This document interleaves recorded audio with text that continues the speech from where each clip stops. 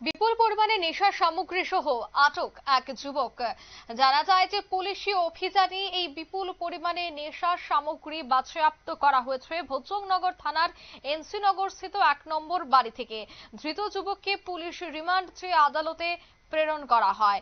গোপন খবরের ভিত্তিতেই আজ ভোর নাগাদ আরকে নগর পঞ্চায়েত টিলা থেকে প্রচুর পরিমাণে ব্রাউন সুগার এবং ইয়াবা ট্যাবলেট এবং একজন বিক্রেতাকে গ্রেফতার করা হয়েছে ভোজনগর থানার যৌথ উদ্যোগে, যার বাজার মূল্য আনুমানিক 2 থেকে 2.5 লক্ষ টাকা হবে বলে জানাচ্ছেন দায়িত্বপ্রাপ্ত ওসি প্রশান্ত কুমার দে। তবে আসামিকে কোর্টে তোলা হবে এবং আগামী দিনেও এই ধরনের অভিযান জারি থাকবে বলে জানাচ্ছেন ওসি।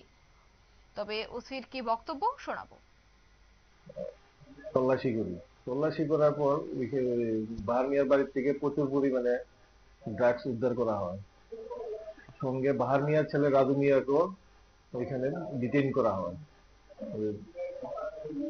ডিটেইন করার পরে বাহার মিয়ার বাড়ির থেকে ড্রাগস গুলি উপস্থিত লোকজনের সামনে আমি বাজেয়াপ্ত করি এবং নিয়ে আসা হয়। এই ড্রাগস গুলি থানাতে নিয়ে আসা হয় এবং বাহার মিয়ার ছেলে রাজু মিয়াকেও থানাতে নিয়ে আসা হয়। উক্ত বাজেয়াপ্ত যে নেশা সামগ্রী ওগুলি বাজার মূল্য আনুমানিক 2 থেকে 2.5 লক্ষ টাকা হবে এবং বাহার মিয়ার ছেলে রাজু মিয়াকে এখন প্রসিডিউর চলছে। এনডিপিএস একটা প্রসিডিউর অনুযায়ী তাকে আগামীকালকে কোর্টে প্রেরণ করা হবে। তাছাড়া আমি এখানে জয়েন করেছি, বুদ্ধনগর থানায় জয়েন করেছি প্রায় 2 মাস হবে। এই 2 মাসের মধ্যে আমি পুজোর আগেও প্রচুর পরিমাণে বিলেতি মদ বাজেয়াপ্ত করি এবং এই ধরনের নেশা জাতীয় সামগ্রীর বিরুদ্ধে অভিযান আগামী দিনও জারি রাখবে।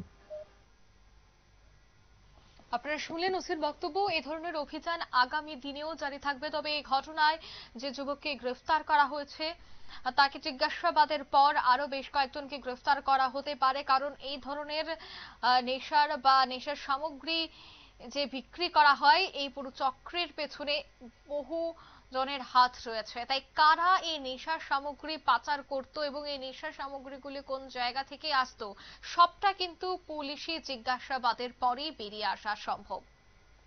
নিয়ে নিচ্ছি ছোট্ট একটি বিজ্ঞাপন বিরতি, সঙ্গে থাকুন।